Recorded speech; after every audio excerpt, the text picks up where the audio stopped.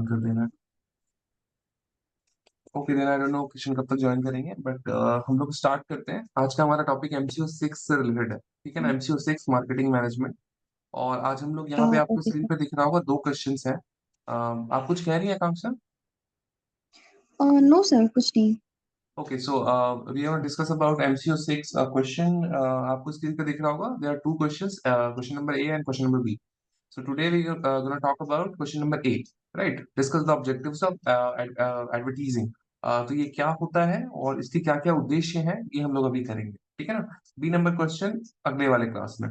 अगर अभी next class कराता हूँ तो वो या फिर तो टुमारो में भी. So we will start with okay the first topic, which is discuss the objectives of advertisement. So let's start.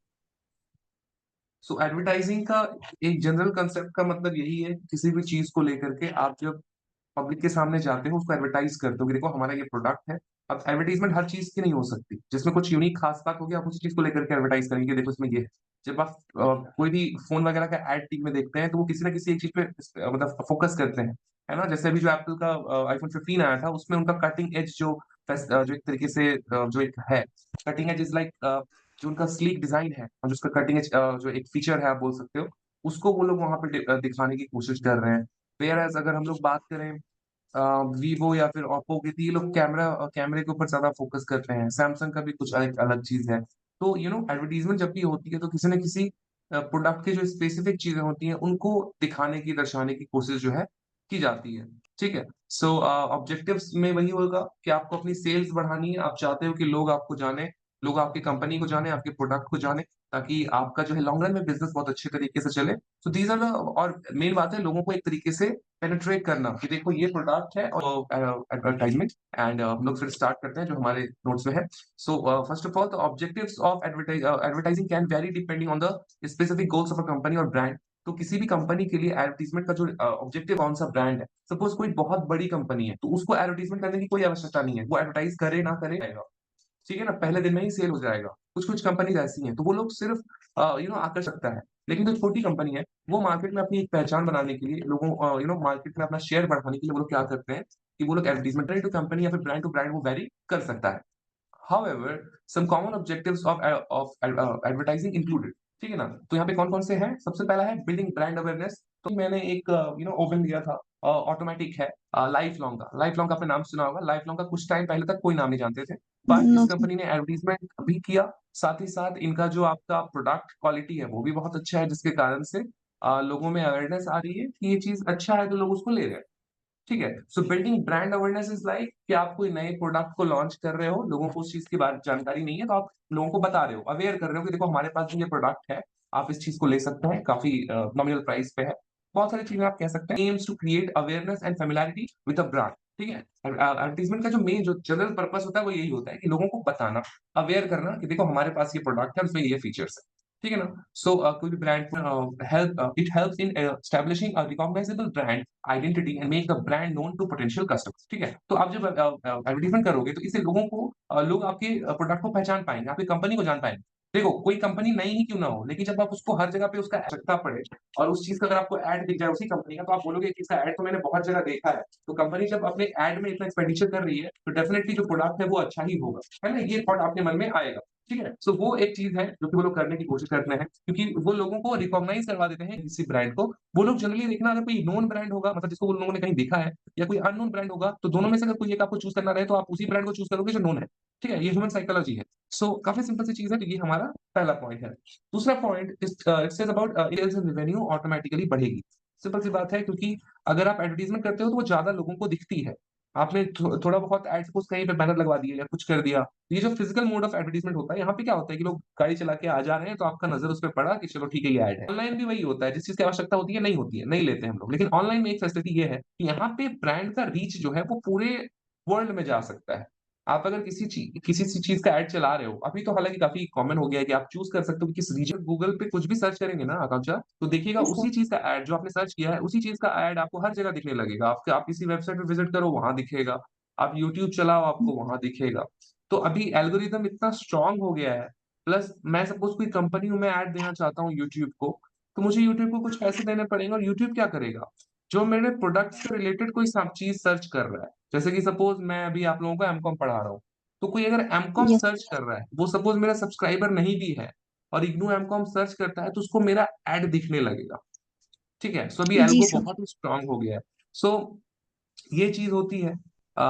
ठीक है ना? सो वो है। So increasing sales and revenue. So advertising plays a crucial role in driving sales and generating revenue. ठीक है, वही बात है। बाई प्रोमोटिंग द फीचर्स, अब यहाँ पे देखो लोग क्या कर रहे हैं, प्रोमोटिंग द फीचर्स, फीचर्स को प्रमोट कर रहे हैं, बेनिफिट्स बता रहे हैं कि ये फायदे हैं। एंड यूनिक सेलिंग प्रोपोजिशन, ये बहुत इंपॉर्टेंट होता है। यूएसपी बहुत ही कॉमन और बहुत ही इंपॉर्टेंट पार्ट है, आप बोल सकते हो, प्रोडक्ट का। हर एक प्रोडक्ट की अपनी अपनी यूएसपी होती है कि क्यों मैं इस प्रोडक्ट को खरीदूं। उनका जो यूएसपी होता है, जिस चीज के लिए आप खरीदते हो उसको आप यूएसपी बोल सकते हो। कि कोई प्रोडक्ट अगर लॉन्ग लास्टिंग है तो वो उसका यूएसपी है। कोई प्रोडक्ट अगर की अगर सपोज आप स्पीकर खरीद रहे हो तो उसकी साउंड क्वालिटी बहुत अच्छी है, तो वो उसका यूएसपी है ना? जेबीएल का आपने नाम सुना हो, काफी बड़ी कंपनी है ना, म्यूजिक इंडस्ट्री में। एंड ये जो इंस्ट्रूमेंट वगैरह होते हैं, यस सो सर। आप जेबीएल का सामान लेंगे तो डेफिनेटली उसमें क्वालिटी अच्छी हो। ठीक है, तो सबका अपना कुछ ना कुछ एक यूएसपी होता है, एक यूनिक सेलिंग प्रोपोजिशन होता है, जिसके कारण से लोग उस चीज को खरीदते हैं, है ना? और services, advertising can influence customer behaviour and encourage them to make a purchase. ठीक है ना? तो आपको एक तरीके से इन्फ्लुएंस भी आप होते हो जब बार-बार आप किसी चीज़ का ऐड देख रहे हो और आपको उस चीज़ की आवश्यकता होगी तो आप पक्का ले ही लोगे उसी से। पर अगर नहीं भी होगी तो आपके अंदर एक क्यूरियोसिटी जागेगी कि भाई इतना ऐड आ रहा है, चलो देख लेते हैं प्रोडक्ट को। और जब आप देखोगे तो आपको लगेगा अरे वाह! ये तो बहुत अच्छा प्रोडक्ट है, चलो ले लेता हूँ। तो इस तरीके से लोगों को इन्फ्लुएंस भी किया जाता है, उनको एनकरेज किया जाता है ताकि वो परचेज़ करें। और इसके अलावा और भी बहुत सारी चीज़ें कमाएगी। आपने अगर 15-20 मिनट के अंदर ऑर्डर कर दिया है, फिर 1 घंटे के ऑर्डर ऑर्डर कर दिया तो आपको कल ही डिलीवरी मिल जाएगी। ठीक है? तो इस तरह की चीज़ें जो है वो की जाती हैं। थर्ड पॉइंट है शेपिंग ब्रांड परसेप्शन। ठीक है? तो लोगों का जो परसेप्शन होता है किसी भी ब्रांड को लेकर के उसको शेप करना। सपोज़ मेरा परसेप्शन है किसी ब्रांड को लेकर के कि वो अच्छा नहीं है, पर मैं अगर बार-बार उसके एड्स को देखूँगा तो मेरा परसेप्शन का मतलब है क्या है कि आपने कभी उस चीज़ को एक्सपीरियंस नहीं किया है। आपने कहीं से सुना है या आपका एक अपने परसेप्शन बन गया है कि चलो वो प्रोडक्ट अच्छा नहीं होता है। पर अगर आप बार-बार किसी चीज़ का ऐड देखोगे ना और अगर आपको वो चीज़ चाहिए होगी, भले ही किसी और कंपनी की चाहिए होगी, तो आप लेकिन एक बार सोचोगे कि चलो एक बार इसको ट्राई करके देख लेते हैं, खराब है इस चीज़ को लेकर के, तो मैं इसको प्रमोट नहीं करूँगा या इसके बारे में मैं बात नहीं करूँगा, जो भी। सो लोगों का परसेप्शन चेंज करने के लिए भी या फिर उसको शेप करने के लिए भी एडवर्टाइज़मेंट का इस्तेमाल किया जाता है। So advertising helps shape the perception of and image of a brand in mind of customers, है ना? तो लोगों के दिमाग में जो ब्रांड का परसेप्शन है, जो चेंज करना, उसको थोड़ा बहुत शेप करना, ये इसमें आ जाएगा। It can communicate brand values. अब इसमें देखो आप ब्रांड वैल्यूज यहाँ पे बता सकते हो, पोजिशनिंग की जा सकती है, personality, influencing how consumers perceive and relate to the brand. तो कोई बंदा किसी ब्रांड को किस तरीके से परसीव कर रहा है, ये सारी चीजें आप कर उसको अच्छे तरीके से परसीव कर रहा है, समझ रहा है कि प्रोडक्ट अच्छा है, तो आपकी पोजिशनिंग मार्केट में और बेहतर धीरे-धीरे होती जाती है। लेकिन वो तभी पॉसिबल है जब आप एडवर्टाइज़मेंट करोगे। अगर आप ऐड करोगे ही नहीं, तो लोगों को पता ही नहीं चल पाएगा। जो एक्जिस्टिंग है उनको तो चलो पता है, पर एक्जिस्टिंग लोगों से बिज़नेस को बड़ा नहीं किया जा सकता। बिज़नेस बड़ा तभी होता है जब आप और बने भले ही ना हो पर बन सकते हैं। जो ऑलरेडी हैं उनको तो पता है कि आपका प्रोडक्ट अच्छा है या खराब। अगर अच्छा है तो दोबारा वो लोग आएँगे ही, पर जो लोग नहीं आएँगे, उनको शायद पसंद नहीं आए, जो भी। तो वो हो जाता है। Fourth point talks about enhancing customer loyalty. ठीक है? सो इनडायरेक्टली आप बोल सकते हो कि ये कनेक्टेड है क्योंकि डायरेक्टली तो लेकिन इनडायरेक्टली बढ़ती है क्योंकि जब आप आपने कोई प्रोडक्ट खरीदा, ठीक है? सपोज कोई नॉर्मल प्रोडक्ट खरीदा और उसके बारे में बहुत ज्यादा प्रचार नहीं है मार्केट में, तो आप अपने फ्रेंड्स को या किसी को बता नहीं सकते या बताना नहीं भी जाएगा, डिस्क्रिमिनेटरी हो जाएगा। सो जब हम कोई ब्रांड्स को ले रहे हैं, किसी ब्रांड के सामान को खरीद रहे हैं और अगर वो ब्रांडेड नहीं है, तो कई बार हम उस चीज़ को नहीं बताते हैं या थोड़ा छुपाने की कोशिश करते हैं, जो भी। बट आपने अगर कोई ब्रांडेड चीज़ ली है, ब्रांडेड ऐज़ इन क्या? जिसके बारे में लोग जानते हैं, तो क्या होगा कि जानते एक तरह से एक इंप्रेशन जो है लोगों के बीच में जाता है। ठीक है? सो इससे कस्टमर लॉयल्टी भी बढ़ती है।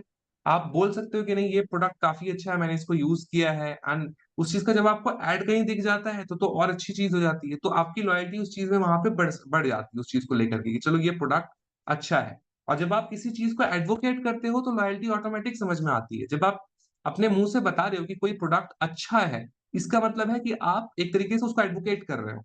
ठीक है ना? कि ये प्रोडक्ट अच्छा है। ये आप तभी करोगे जब आप उस प्रोडक्ट को लेकर के लॉयल होगे।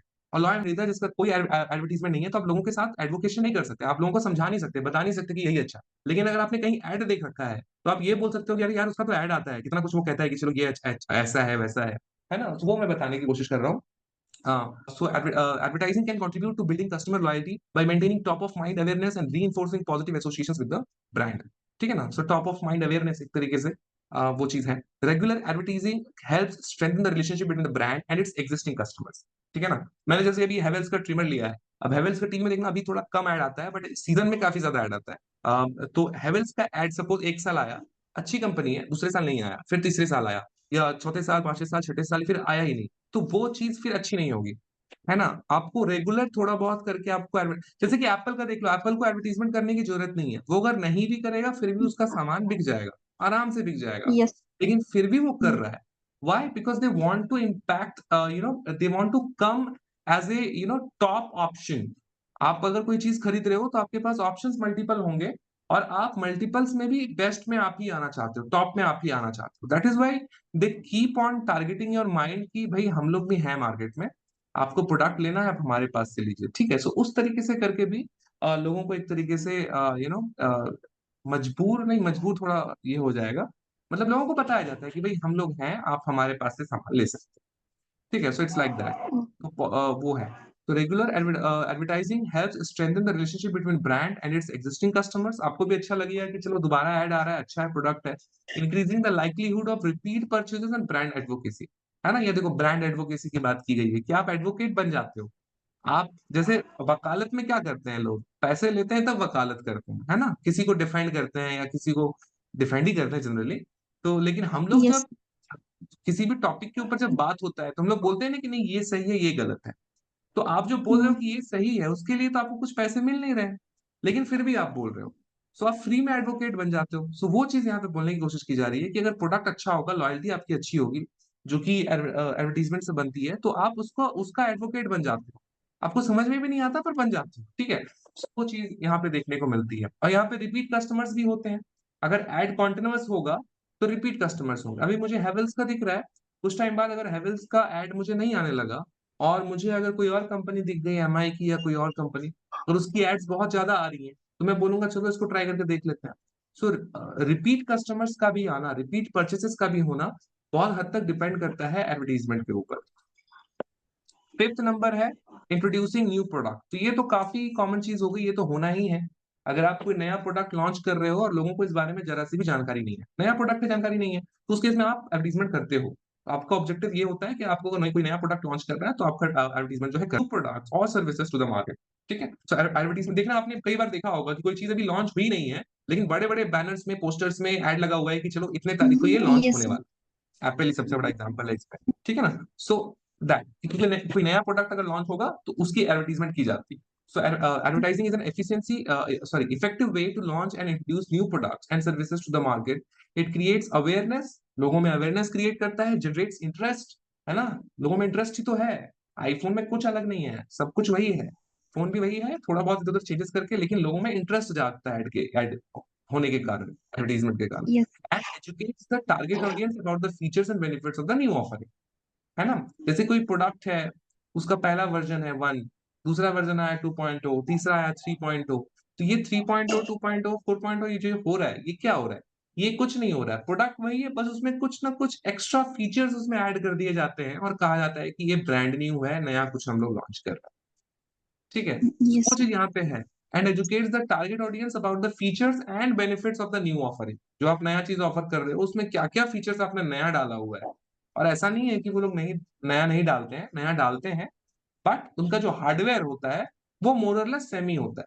सिर्फ सॉफ्टवेयर में कुछ बहुत चेंजेस करके उसके फीचर्स को थोड़ा बहुत इफेक्टिव बनाया जाता है, ठीक है ना। मैं इलेक्ट्रॉनिक्स पे चला गया, ऐसे तो मार्केट में बहुत तरह के प्रोडक्ट्स हैं, ठीक है। सो वो हो जी। गया।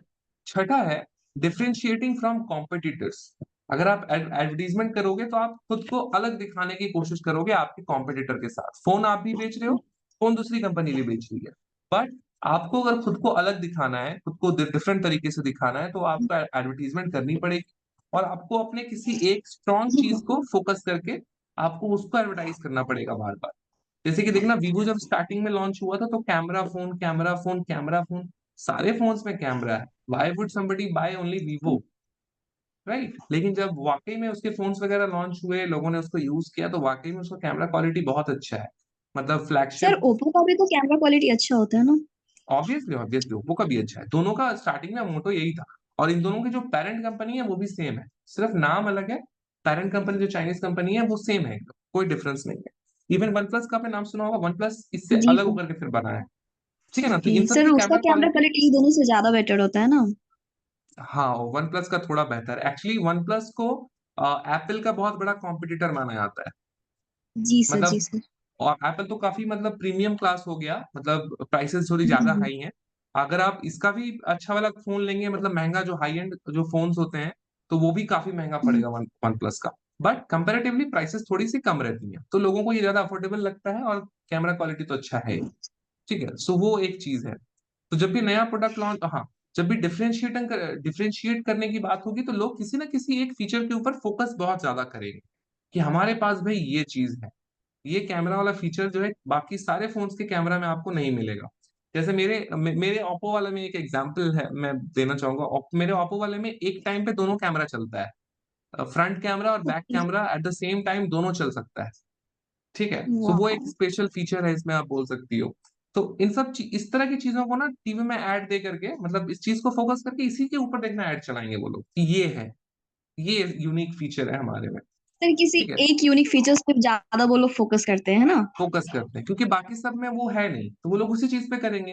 देखो रैम एक जी, एक फ़ोन में है, दूसरे में भी है, रोम एक फ़ोन में है, दूसरे में भी है ना? सो यस ऐसा सर। क्या यूनिक हुँ, है जिसमें आप चूज़ करोगे वो वाला, वो फ़ोन, तो कुछ तो यूनिकनेस आपको शो ये करना पड़ेगा ना? सो वो चीज़ है। जी sir. So advertising can help a brand stand out from competitors by highlighting its unique selling propositions. है ना? यूएसपी मैं उसी की बात कर रहा हूँ। डिस्टिंक्टिव फीचर्स क्या-क्या फीचर्स अलग हैं, है ना? एक देखना सैमसंग वाले फ़ोन में एक साइड में एक पैनल आता है। एक छोटा-सा आइकन रहता है, उसको आप खींचेंगी तो 3-4 ऐप्स और निकल कर के आ जाएँगे। जो नीचे में ऐप्स है वो तो हैं ही, प्लस वो भी निकल कर के चले आते हैं। तो वो एक बहुत ही यूनिक चीज़ है। उस चीज़ को भी हालाँकि अभी ओप्पो ने बाकी सारे फ़ोन्स ने भी लॉन्च कर दिया है अपने-अपने फ़ोन्स में उसको। बट स्टार्टिंग में ये लोग इसी चीज़ के ऊपर खेल रहे थे कि हमारे पास सर एज ये तो ओप्पो के फ़ोन में भी तो सर ये फीचर्स तो है ही। हाँ, वही कह रहा हूँ। स्टार्टिंग में ये सब नहीं था यस, देखना, वो जैसे-जैसे नया-नया फ़ोन आते जा रहा है, लॉन्च करते जा रहे हैं, यस वैसे-वैसे वो सर। लोग ऐड करते जा रहे हैं। और ये लोग अपने कॉम्पिटिटर्स को बहुत ज़्यादा ध्यान में रखते हैं, है ना? ओके। कि वो लोग क्या कर रहे हैं, वो लोग जैसा कर रहे हैं वैसा ही हम लोग करेंगे। एक बहुत ही फेमस मीम भी था, वीडियो था, जिसमें वो लोग एप्पल वाली कंपनी जो होती है वो एडवर्टाइज़मेंट कर रही होती है कि हमारा फ़ोन में इतना कैमरा है।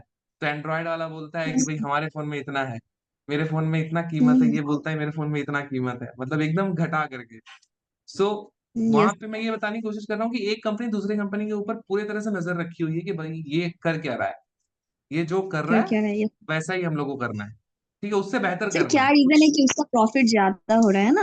और उसका हाँ, प्रोडक्ट्स का हाँ। सेलिंग ज़्यादा है ना? Right, yes sir. Right, right. So ये सारे रीज़न्स को फाइंड आउट करने के लिए ये लोग काफ़ी ज़्यादा मेहनत करते हैं, रिसर्च वगैरह करते रहते हैं और ये बहुत ज़रूरी है करना अगर आपको मार्केट में एक्ज़िस्ट करना है, लॉन्ग रन में चलते रहना है क्योंकि अगर आप गिव अप कर देंगे, आप कंटीन्यूअस हुँ, इवॉल्व नहीं करेंगे तो फिर तो आप गए। जैसे नोकिया के साथ हुआ हाँ। था। ठीक है ना? सो वो जी एक है। Sir. So distinctive features and superior quality it helps in creating a competitive advantage है ना? इसके कारण से आपका कॉम्पिटिटिव एडवांटेज बनता है and positioning the brand as a preferred choice among consumers. ठीक है? आपको अपने ब्रांड को इस तरीके से दिखाना है कि आप आपकी पोजिशनिंग आपको इस तरीके से दिखानी है लोगों को, कंज्यूमर्स को कि आप एक प्रेफर्ड चॉइस हो उनके लिए। ठीक है? फ़ोन्स तो बहुत सारे हैं, लेकिन लोग कोई एक ही लेंगे। तो आप खुद को उस एक वाले कैटेगरी में कैसे लाओगे ये आपके ऊपर है। आप एडवर्टाइज़मेंट करोगे, ऐसे खुद को इंट्रोड्यूस करोगे कि आपसे बेहतर कोई है ही नहीं। सो इस तरह की से चीज़ें जो है जी की सर। जाती हैं मार्केट में, प्रोडक्ट्स के साथ। ठीक है? सो दैट्स इट ये हमारा पहला टॉपिक था। We will talk about the second topic maybe after some नहीं ये तो पौने 10 हो गया। अगला क्लास 15 मिनट सर बात करें कल तो you can join Akanksha? Okay sir, I will join. If you want, then if possible, if not possible, then we can do it tomorrow. सुबह तो नहीं, सर सुबह आई तो थिंक वी मैं can do it tomorrow sir, I think okay hello? then let's do it tomorrow then. So tomorrow at the same time, ठीक है 8 बजे के आसपास ही हम लोग करेंगे. ओके सर, इवनिंग में ना सर? Yes इवनिंग में, सुबह में तो पॉसिबल नहीं है. सर एक्सक्यूज़ मी क्वेश्चन था सर कितने लोग ये क्यों बोलते हैं कि इग्नू का जो मतलब कि एग्ज़ामिनेशन वगैरह थोड़ा टफ होता है as comparison to another university? ऐसा नहीं है।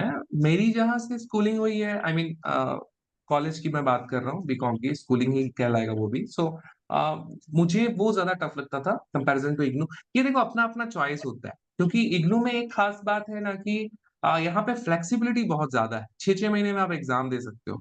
और जहाँ तक पेपर्स की बात रही जो जी आप सर। बता रही हैं कि थोड़ा-सा टफ होता है अब लोगों को हम्म। क्यों लगता है ऐसा मुझे नहीं पता, बट मुझे नहीं लगा आज तक। अगर आप लोग स्टडी करके जाएंगे अच्छी तरीके से तो सर उतना टफ नहीं ये लगेगा। ये सर सर मैंने भी आपने क्वेश्चन भेजा तो मैंने भी आंसर सर, तो टफ तो नहीं है सर, कुछ ऐसा तो नहीं है कि कुछ समझ में नहीं आ रहा, सारा चीज तो इजी लैंग्वेज में ही सारा लिखा हुआ है और इजीली समझ में भी आ रहा है। बिल्कुल अ, बिल्कुल, इतना कुछ टफ नहीं होता मेरे ख्याल से। लोग टफ बना लेते हैं, एक परसेप्शन बन जाता है, हो जी सकता है उन सर। लोगों ने कहीं से सुना हो। ठीक है, लेकिन जब ये सर स्टडी। सर बट वैसा तो कुछ नहीं है सर, है ना? नहीं नहीं नहीं नहीं, बिल्कुल नहीं, बिल्कुल नहीं, क्वेश्चंस भी सर बहुत कह रहे इजी हैं अगर रहते हैं। पॉइंट्स अगर याद भी रहेगा सर तो वो तो खुद से बना कर लिख सकते हैं, है ना? खुद से ही बना करके लिखना है, कॉपी कभी मत कीजिएगा, ना बुक से ना मेरे नोट्स हालांकि बुक से एकदम ही डिफरेंट हैं, आप इसको लिख सकती हैं। But try to okay sir. Write your answers in your own words. That will help yes you sir. Actually, ठीक है, वो ज्यादा हेल्प करेगा। बट अगर आपको जी नहीं सर। याद आता है, आपको अगर पूरा आंसर याद है, तो आप उसको भी लिख सकते हो, कोई दिक्कत वाली बात नहीं, क्योंकि ये बुक से नहीं लिखा गया है। बुक से होता तो दिक्कत होती। बुक वाले वो लोग समझ जाते हैं कि बुक से है, कॉपी पेस्ट है पूरा। कई लोग क्या होता है कि चीट लेकर के बैठे हुए हैं वो लोग, लिखे जा रहे हैं, तो उसमें प्रॉब्लम हो जाती है। बट नहीं, इसमें कोई दिक्कत नहीं होगी। आप अगर आपको अगर याद रहेगा, आप इसको भी लिख सकते हो, कोई दिक्कत नहीं। और टू बी ऑनेस्ट, एग्जाम में ना सेम टू सेम कोई कोई भी नहीं लिख पाता।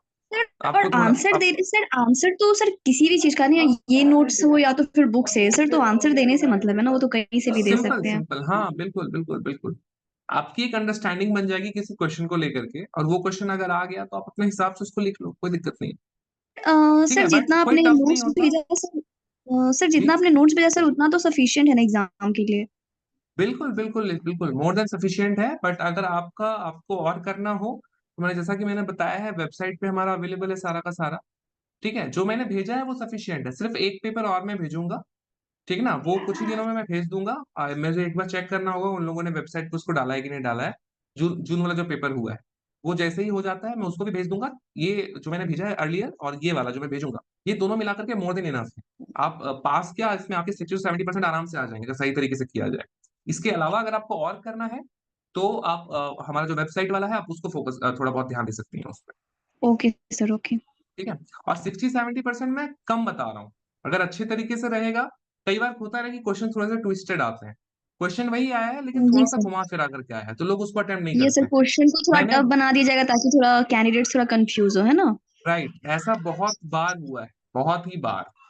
सो वो यस सर। एक चीज हो सकता है, तो थोड़ा सा अच्छे से स्टडी कीजिएगा, क्वेश्चन को समझिएगा, आंसर से पहले क्वेश्चन को समझिएगा कि उसमें पूछ क्या रहा है, कहाँ कहाँ से आंसर क्या जी क्या हो सर। सकता है, उसके बाद आंसर को कीजिएगा, तो वो ज्यादा सही रहेगा। Okay sir. सर और ठीक ये है। री रजिस्ट्रेशन भी होने वाला था ना नवंबर में हम लोग का? हाँ, वो मैं बता दूंगा, वो जैसे ही लिंक एक्टिव होगा मुझे एक बार चेक कर लेना होगा। उसके लिए टाइम रहता है, वो बहुत टाइम देते हैं वो लोग, 2-3 महीने का टाइम देते हैं, सो उसके लिए कोई डोंट वरी, ओके आप लोग ग्रुप में है, मैं इन्फॉर्म कर दूंगा। ओके सर, ठीक है, थैंक अभी यू सो अभी मच सर। सिर्फ एग्जाम को लेके फोकस रहिए। Okay sir okay. ठीक है देन, ठीक है then, okay okay, good okay sir, night, good कल बाय, कल थैंक मिलते हैं। या यू। यस।